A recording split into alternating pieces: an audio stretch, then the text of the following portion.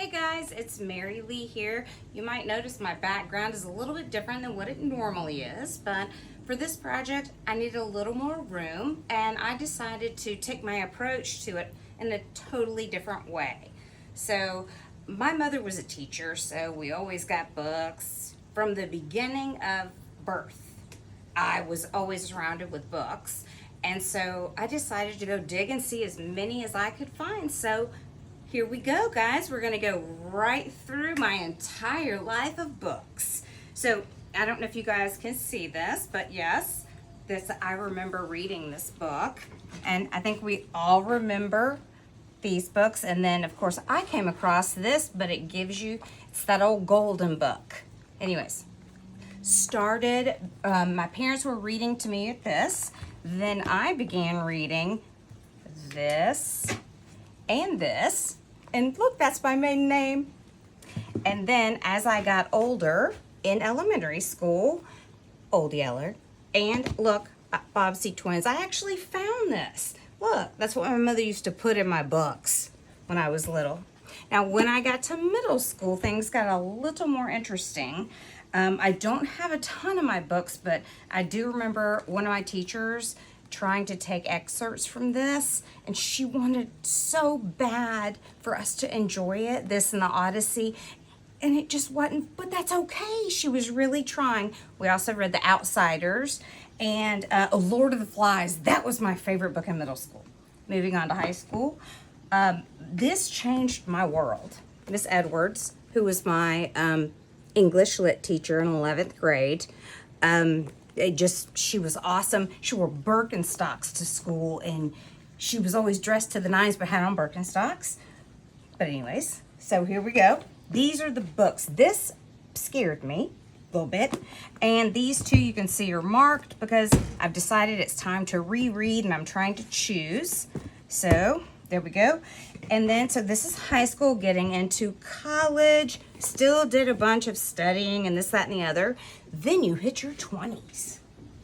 And this is, I was in a book club and I loved this book when I first read it. So awesome. And book club, you know, we read everything. A Walk in the Woods by Bill Bryson was also one of my favorites. Lovely Bones, Great Santini. And then, you know what happens? You get a job. And everybody requires you to read this, which is awesome. That's always a reread at any time.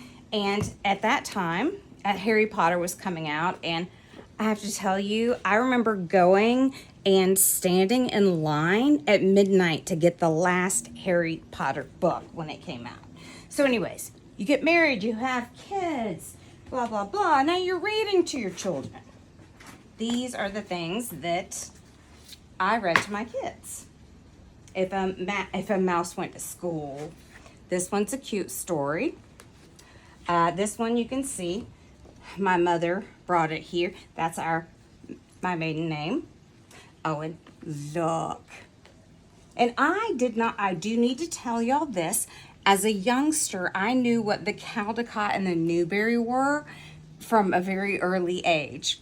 So, anyways, my mother just always taught me that. If you see that, then you're good. The Pout Pout Fish. This was a good one. Walter the Farting Dog. That's awesome. And The Very Hungry Caterpillar. So all these books are still in my house today. So, moving on, in my spare time, I would read things like this.